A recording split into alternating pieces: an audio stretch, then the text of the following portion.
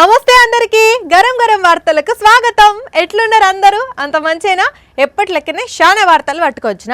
ఆలస్యం చేయకుండా వార్తలైతే చూద్దాం. ముందుగా హెడ్లైన్స్ చూద్దాం పారి. నెత్తి మీద పెట్టిండు కళ్ళు కుండలు, ఇడిచిపెట్టి తోలిండు 2 చేతులు. అంగరంగ వైభవంగా అక్కలకు సీమంతం. బోరి నుంచి ఊబికి వస్తున్నాయి బొచ్చెడు నీళ్లు. నల్ల పుల్లలు అమ్ముతానంటున్న రాజేషు. పుల్లలమ్మే ఫుల్గా సంపాదించబోతున్నా. రైలెక్కబోయి జారి పడ్డాడు ప్రయాణికుడు. బైకును గుద్ది తుర్రుమన్నాడు కారోడు. మన గౌడన్నలు తాళ్ళకెళ్ళి కళ్ళును కావడేసుకొని పట్వలల్లా తెస్తారు. ఇక మా అక్కలైతే నెత్తి మీద పట్వ పెట్టుకొని 2 చేతులల్లా 2 లొట్లు పట్టుకొని వస్తారు. ఎర్రటి ఎండల ఎంత దూరమైనా నడుస్తారు. గమ్మత్ ఏందంటే తాళ్ళ బయలుదేరితే ఇంటికొచ్చి చుట్ట కుదుర్లో లొట్టి పెట్టేదాకా మొస్సు అన్నదే రాదు కదా. సరే ఇప్పుడు అంటే అవన్నీ కనపడతలేవు కానీ 10 ఏండ్ల కింది వరకు ఇదే కదా ముచ్చట. అయితే ఇప్పుడు ఇదంతా ఎందుకు చెప్తున్నావు అంజలి? ఎవరికి కళ్ళు దాపిస్తున్నావు అంటే అసలు ముచ్చట ఇగో ఇది. వాహ్ వారే వాహ్, వాటే సీన్. బైక్ మీద మనిషి, నెత్తి మీద కళ్ళుకుండా మళ్ళా బైక్ అగో ఇది ఎక్కడి యంత్రము. ఒక చేత ఫోన్ చూసుకుంటా బైక్ నడిపితేనే స్కిడ్ అయి కింద పడతారు. అట్లాంటిది నెత్తి మీద కళ్ళుకుండా ఉండంగా 2 చేతులు వదిలేసి తోలుడే ఒక ఎత్తంటే ఆల్రెడీ బండికి కళ్ళు పట్టుకున్నది, కేను కూడా ఉన్నది. ఇంతకీ ఎవరైనా ఏ ఊరినది అంటే పేరు బొంగు శంకర్ గౌడ్, జగిత్యాల జిల్లా కత్లాపూర్ మండలం ఈయనది. చెప్పే అన్న అసలు ఎప్పటి నుంచి నడుపుతున్నావు ఇట్లా? నేను 1980 నుంచి నడుపుతున్నాను. సైకిల్ మీద 5 పెట్టుకుని వద్దుంటి, 4 పెట్టుకుని వద్దుంటి. బండి మీద ఇప్పుడు 2 తీసుకొని ఆయన తెచ్చుకుంటారు. కొడుకో బిడ్డో ఇన్నరా అనుల్లా సైకిల్ మీద 4-5 పెట్టుకొని దొక్కిండట. చూస్తున్నా మాకే భయం అవుతున్నది, నీకు భయం అవుతలేదా అనే? సరేగా ఇంతకు మరి కళ్ళు ఎంత అవుతున్నది? ఎన్ని తాళ్ళు ఎక్కుతున్నావు? 15 సెట్లు గీస్తారు. కానీ ఏం టాలెంట్ ఒకరు శిక్షణ ఇచ్చింది లేదు, అట్లని చెప్పింది లేదు. సొంతంగా తెలివితోటి ఆలోచన చేసి బ్యాలెన్స్ చేసుకుంటా బండి నడుపుతున్నాడు. ఓ మంత్రి పొన్నం ప్రభాకర్ సారు, మీ జిల్లా గౌడ్ సాబే అయినా జర ఎంకరేజ్ చేయండి సారు. మామూలుగా ఇట్లాంటి చిత్రాలు పెద్ద పెద్ద గేమ్స్ లాగా కనబడతాయి, కానీ అన్న ఇక్కడ మన కళ్ళకు చూపెడుతున్నాడు అంటే మస్తు గ్రేట్లే. కానీ ఎంతైనా జర రిస్క్తో కూడుకున్న పనన్న జాగ్రత్త. ఇప్పుడంటే ఏదో వీడియో కోసం చేసినావు కానీ ఊకు అట్లా చేయకు. హరిచందనాల సిరి లక్ష్మీదేవి సీమంతమాడినమ్మ, ఆ సిరిగల కొమ్మను అమ్మను కమ్మని దీవించరమ్మా అని పాట పాడుకుంటా పుట్టింటోళ్ళు పండుగోతిగా చేస్తారు సీమంతాన్ని. కానీ ఇక్కడ ఒక దగ్గర పుట్టింటోళ్ళు కాకుండా వేరేటోళ్ళు జరిపిండ్రు సీమంతం. మరాళ్ళు ఎవరు, ఎందుకు జరిపిండ్రు? కథా కమామీష్ ఏందో కనుక్కుందాం పాండి. అరే వా, కాబోయే అమ్మలందరూ ఒక్క దగ్గర చేరి సీమంతం చేయించుకున్నారు. ఇప్పటి వరకు సామూహిక వివాహాల గురించి విన్నాం గాని ఇక్కడ జరిగింది సామూహిక సీమంతం. అవును, ఖమ్మం నగరం 51వ డివిజన్ కార్పొరేటర్ శీలం శెట్టి రమా వీరభద్రం ఆధ్వర్యంలో అంగన్వాడీ స్టాఫ్ సాయంతో గర్భిణీ మహిళలకు సామూహిక సీమంతం ప్రోగ్రాం పెట్టి బ్రహ్మాండంగా జరిపిండ్రు. ఇట్లా పండంటి పిల్లల్ని గనాలని పండ్లు పెట్టిండ్రు, గలగల సప్పుళ్లతోటి ఆడుకోవాలని గాజులు తొడిగిండ్రు, తీయని వేడుక చేసుకోవాలని తీపి తినబెట్టి ఆరోగ్యం మంచిగా ఉండాలని మందు గోళీలు కూడా ఇచ్చి ఆఖరికి అద్భుతమైన బంతిపువ్వ పెట్టి బల అనిపించిండ్రు. అగో రమా మేడం ఏమో అంటున్నది కదా, వాళ్ళంతా మంచిగా ఆరోగ్యంగా కానీ పిల్లల్ని మంచి సంతోషంగా ఉండాలని కోరుకుంటున్నాను. మరి ఇక సామూహిక సీమంతం జరిపించిండ్రు మేడం కాబట్టి రేపట్ల వీళ్ళందరికీ పిల్లలు పుట్టినాక జర అటు ఇటుగా పిల్లలందరి పుట్టినరోజులు 1 నెలలు ఉండేటట్టున్నాయి కాబట్టి సామూహిక ఫస్ట్ బర్త్డే వేడుక కూడా జరిపిస్తారో తెలియదు కానీ అక్కలో మరి ఇట్లా సామూహిక సీమంతం చేసుకున్నాడు మీకెట్లా అనిపిస్తున్నది? శ్రీమంతం చేసుకోవడం చాలా హ్యాపీగా ఉంది. ఇందులో పాల్గొన్న అందరికీ మంచిగా పిల్లలు పుట్టాలి, అందరూ బాగుండాలి. సీమంతం చేసుకోవడం చాలా సంతోషంగా ఉంది. మీరెప్పటికి ఇట్లనే సంతోషంగా ఉండాలి, నిండు ఆరోగ్యంతో ఉండి రామ సక్కదనాల పిల్లనో పిల్లగాన్నో గనాలని కోరుకుంటున్నాం మేము కూడా. అన్నట్టు అందరికీ గరం గరం వార్తల తరపున కంగ్రాచ్యులేషన్స్ అక్కలు. ఎండాకాలం వచ్చిందంటే చాలు అందరికీ మంచినీళ్ళ కష్టాలే అదికొస్తాయి. ముఖ్యంగా రాయలసీమలున్న అనంతపురం జిల్లాల మంచినీళ్ళ కరువు మామూలుగా ఉండదు.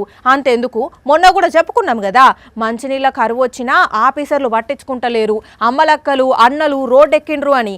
అయితే అంతటి నీళ్ళ కరువున్న అక్కడ ఒక నమ్మలేని నిజం చూడుండ్రి ఎట్లున్నదో. పొద్దున లేదు, మధ్యాహ్నం లేదు, ఎప్పుడైనా ఇదే కథ. 24 hours ఇదే పోసుడు, మోటార్ ఆన్ చేసుడు లేదు, ఏమాన్ ఆన్ చేసుడు లేదు. కేసింగ్ పైపులకెళ్ళి నీళ్లు తన్నుకుంటూ వస్తున్నాయి, పంట పండుతున్నది. బాపురే సూషిన్ రానుల్లా చెరువు అలుగు దుంకినప్పుడు నీళ్లు పోసినట్టే మోటార్లకెళ్ళే నీళ్ళు ఎట్లా దుంకుతున్నాయో అట్లని బోరేసినప్పుడు గట్టిగా నీళ్లు పడలేదు. చుట్టుపక్కల చెరువులు కూడా అంతకన్నా లేవట. మరి ఎట్లా ఊట మళ్ళిందో ఏమో గాని రికాం లేకుండా పైపులకెళ్ళి పోసుడు. చెప్పే అన్న ఎప్పుడేసినావు బోరు? ఇంతకు ముందు మేము 10 బోర్లు వేసినాం. 10 బోర్లో నీళ్ళు పడలేదు. ఇది 11వ బోరు. ఇందులో మోటార్ ఆన్ చెప్పినా 2 ఇంచుల నీళ్ళు బయటకు వస్తున్నాయి. అదృష్టం అన్నా, అంతా నీ అదృష్టమే. ఇన్నారుల్లా 10 బోర్లు వేస్తే ఒక్క చుక్క కూడా నీళ్లు పడలేదట. మీదికెళ్ళి అప్పుల పాలై చివరికి ఆఖరిగా ఈ బోరు వేస్తే ఇట్లా 2 ఇంచుల మందం నీళ్లు కేసింగ్ పైపులకెళ్ళే నీళ్లు వస్తున్నాయి. అంతా గంగమ్మ తల్లి దయవల్లే మాకు బోరు పడ్డది. ఇప్పుడు పంట మంచిగా ఉన్నదని అంటున్నాడు. కానీ చూసినారుల్లా రైతు గంగాధర్ అన్న ఓపికకు పట్టుదలకు ఎంత మంచిగా బోరు పడ్డదో. అనంతపురం జిల్లా ఓబుల దేవర చెరువు మండలం పాలేని వాండ్లపల్లి ఊరు అన్నది. 10 బోర్లు వేసిన 11వ బోరు డేర్ చేసి వేసిండు చూడు. ఇది రైతన్నకు నీళ్ల మీద ఉండే ప్రేమ. పోతున్ననే నేను పోతున్ననే పోయిన కాడ పైసలు కమ్మస్తనే పోతున్ననే నేను పోతున్ననే పోయిన కాడ పైసలు కమ్మస్తనే. ఓరి మ్లేచ్చుడా అంజలి, నిన్నే ఎవరో పిలుస్తున్నారు చూడు. మ్లేచ్చురాలా అండ్లే, మ్లేచ్చుడా అన్న నిన్నే. అంటే నువ్వు లేచురాలి అని ఒప్పుకున్నట్టే కదా. ఏంది నా మీద సెటర్లేస్తున్నావు? కొలువులు ఉండాలని ఉండదా లేదా? కొలువా? నీ కొలువేవానికి కావాలి. కొలువుని తీసి కొప్పులో పెట్టుకో. కొప్పు గిప్పు అన్నం అంటే గిప్ప గుద్దుతా. ఏమనుకుంటానవో? నువ్వు గుద్దుతే పడతారు మరి. అయినా నీతో నాకేం పని? ఇవాల్టి నుండి నేను ఉద్యోగానికి వస్తలేను. రాజీనామా పెట్టిన పేపర్ కూడా నేను రాసియా, నువ్వే రాసుకో. కొలువు బంద్ చేసి బజార్లో పుల్లలు ఏరుకుంటావా? పుల్లలు ఏరుకున్నాడు కాదు, పుల్లలు అమ్ముకుంటా. అచ్చా, అర్థమైంది. ఎండాకాలం రాబోతున్నది కదా, వస్తే ఏ పుల్లైసే సల్లసల్లని పుల్లైసే అని అమ్ముకుందాం అనుకుంటాను కదా. నేను అమ్మేది ఐసు పుల్లలు కాదు, టీత్ పుల్లలు. టీత్ పుల్లలా? ఎస్, పండ్ల పుల్లలు అమ్ముకునేదంతా. చీకేసిన పుల్లైసు మొగం వేసుకొని ఏ కాలంలో నువ్వు? తీరుల పేస్టులు బురుషులతోటి తోమే గీ కాలంలా పండ్ల పుల్లలు ఎవరు కొంటారు? పండ్ల పుల్లలే కదా అని చీపిరి పుల్లని తీసి పడేసినట్టు తీసి పడే పుల్లలమ్మే ఫుల్గా సంపాదించాను. ఏడా బస్ స్టాండ్ ముంగట్నా? అను ఇప్పుడు ఇట్లనే అంటావు. నేను సంపాదిస్తుంటే చూసి నా దగ్గరకు వచ్చి అబ్బా ప్లీజ్ రాజేష్ నాకు కూడా కొన్ని పుల్లలు ఇవ్వ, నేను కూడా అమ్ముకుంటా, అబ్బా ప్లీజ్ అని అడుక్కుంటావు చూడు. ఏహే ఏంది అప్పటి సంది నీ పుల్లల గోల? అసలు పుల్లలమ్ముడైంది ఏడమ్ముతావు? ఎవరు కొంటారు? ఏడనా ప్రయాగ్రాజ్ లో మహా కుంభమేళ నడుస్తున్నది కదా, అగో అక్కడికి పోయి పండ్ల పుల్లలు అమ్ముకుంటా. కుంభమేళలో పుల్లలు అమ్ముకుంటా అని పోతున్నావా? గాడెవరు కొంటారు పుల్లలు? నీ తెలివి అసలు ఎవరు నీకు ఐడియా ఇచ్చింది? నాకు కాదు, గీ అన్నకు ఆయన గర్ల్ ఫ్రెండ్ ఇచ్చిందట.